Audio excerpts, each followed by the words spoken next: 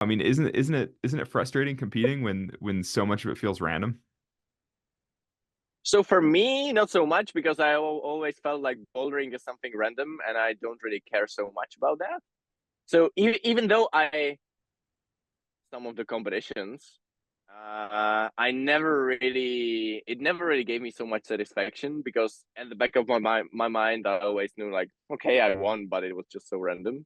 Whereas like winning a World Cup in lead is like, that's a big thing. That really Like showed you, that you were climbing really well. It wasn't random. Like you can't win a World Cup in lead by random luck. Whereas in yeah. bouldering, it can happen. This is climbing gold.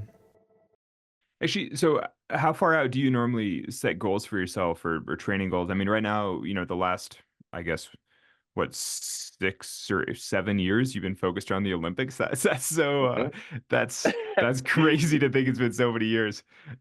That's I mean, it's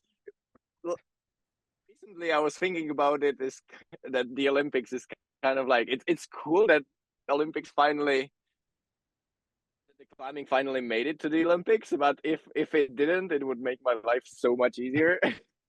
Well, I think the real issue is that climbing came to the Olympics just a few years too late for you. Because if Yes. climbing had been in Yeah. the Olympics 10 years ago, you'd be so psyched and it would be perfect. But right Yeah. now you're Yeah. kind of like, oh man, especially because I forget which it was one of the World Cups this season, right? Where it was you, Alex Megos, and Jakob Schubert on the podium, and then Yes. everybody else in Yeah. the top eight was like 19 years old. It was like, Yes. yeah, Or 16. yeah, exactly. It's so crazy.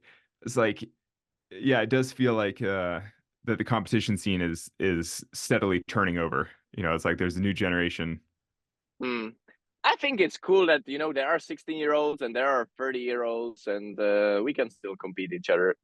But I think definitely last season, second half, there were some incredibly young talents that it's gonna be hard to keep up with them in the next years. Yeah, totally, Especially in totally. lead climbing. It's kind of understandable that in bouldering, the style has changed so much, and I'm not maybe the most dynamic person in the world, so it's pretty obvious for me that keeping up with the young generation that has grown up in the modern gym, it's gonna be impossible. But in lead climbing, I think it's gonna be for a lot. It it's themed that for a long time, that maybe the modern approach, doing maybe less things for the fun and spend a lot of time doing like the jumpy boulder problems and maybe doing like less hard work, doing circuits on a small spray wall, kind of leads to the fact that the lead climbing on the competition has maybe not been developing so much, that the level Hmm. has kind of been stagnating. But the last year, the level has gone up so much. I had the feeling. Oh yeah, you think that the lead World Cup this year was much harder, Mm, or the mm. So standard is I rising? think, yeah, I think the standard is has risen a lot last year, and then during the last years, it was kind of pretty similar. So I Hmm. think I entered the World Cup stage in 2009. I think until 2012, I think the level has gone up quite a lot, and then it was kind of stagnating all the way until Tokyo.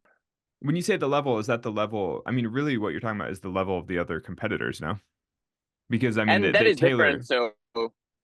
So it was constantly getting harder and harder to make it to the semis. That's for sure. But Hmm. then to be on the podium, it was kind of the same because then in lead climbing, you're basically competing with the best six or eight.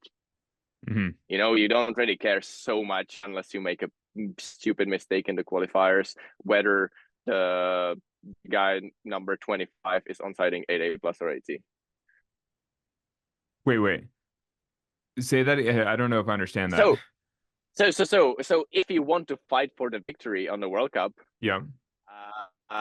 you don't really care how good place number 25 is, Yeah, because they don't unless qualify either unless way. you unless you make a stupid mistake in the qualifier, you still make the semifinals for Yeah. the top 26. And in the recent years, of course, every year it was harder and harder to make it to the semifinals if you were not having the level to be on the podium or win the competition. But if you have the level to win the competition, you kind of always know in lead that you will make it to the semifinals.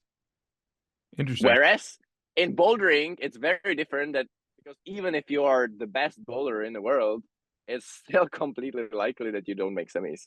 I guess I see what you're saying in that if you have, the finals for a lead World Cup or what, like 9A-ish or Hmm. something. And so if you can Yeah, on-site 9A in the gym, then you're going to make it into finals, basically, is what you're saying. into the Probably. semifinals for sure. Unless Yeah, you make a into the mistake. finals. Yeah, Yeah, I see what you're saying. finals you really have already climbed well. Yeah, Sorry it's, for being too complicated. no, I understand though, because with Yeah, what you're saying is that with bouldering, even if you're the best in the world, there's a little bit of random luck where who knows if you're going to stick that one weird dyno or if you're going to understand. Or what was I yeah, saw the one, was it World Cup or World Championship this year with the toilet bowl holds, like the clear plastic holds that were like had no texture, and people are like trying to wet their hands and they're trying to dry their hands and they're trying to chalk, they're trying to not chalk. I was like, this is diabolical. It looked evil. So you can't even see the holes. yeah, I was like, what is that? People are trying to do like yeah. a three-way paddle dyno Mhm. on like holds that are Yeah, made of yeah, glass. I yeah, was like, yeah. this is totally insane. Like I think I don't think it's the future though, because people will end up spitting on their hands, and people will think like, "Ah, this is horrible," yeah, totally, totally. unhygienic.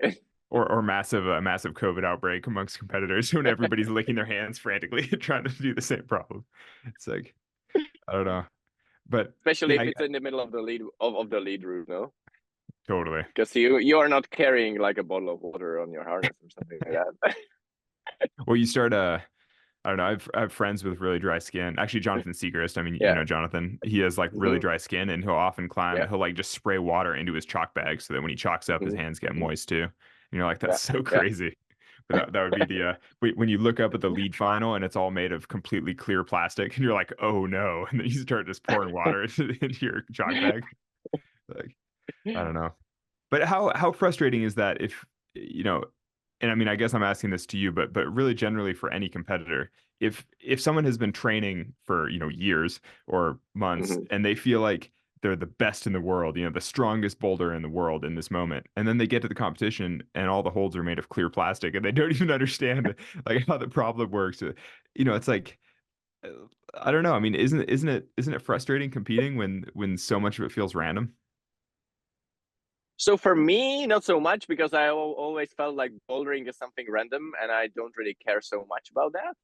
So even though I some of the competitions, I never really it never really gave me so much satisfaction because at the back of my mind I always knew like, okay, I won, but it was just so random.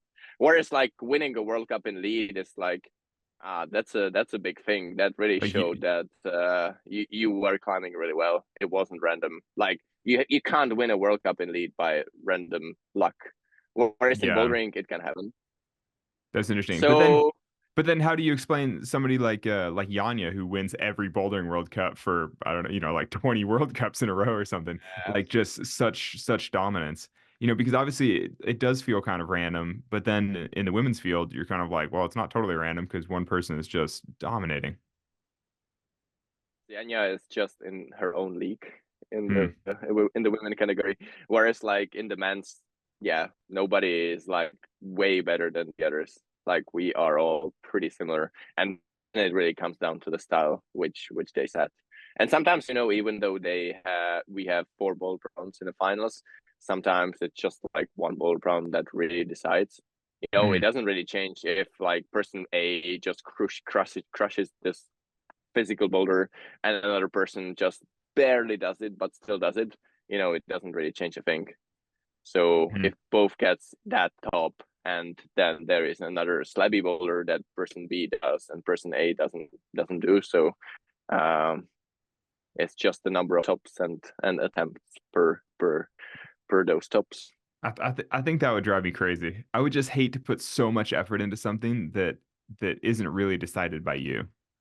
And I think that would be particularly true Yeah. if I mean you're at least sort of average size and or maybe taller than average for the competitive field.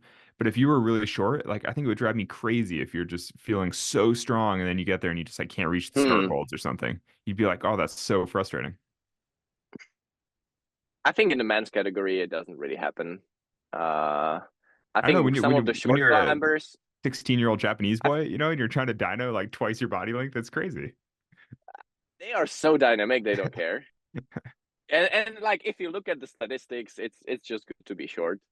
If you're a man, it's good to be 170. Say. Hmm. I'm 186 in centimeters, and I'm by far the tallest. Maybe not among the boulders, but in the lead climbers for sure. Hmm. And I'm probably, I don't want to say fat, but I weigh the most.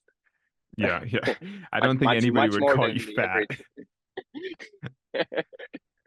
Yeah, it's funny. At a much So lower level, I feel the same way about myself. I mean, I'm kind of bigger and heavier than most other, yeah. professional climbers, really. But thankfully, I mostly trad climb 5'9", so I'm like, then it doesn't matter if you're big and heavy. Like, then it's all good.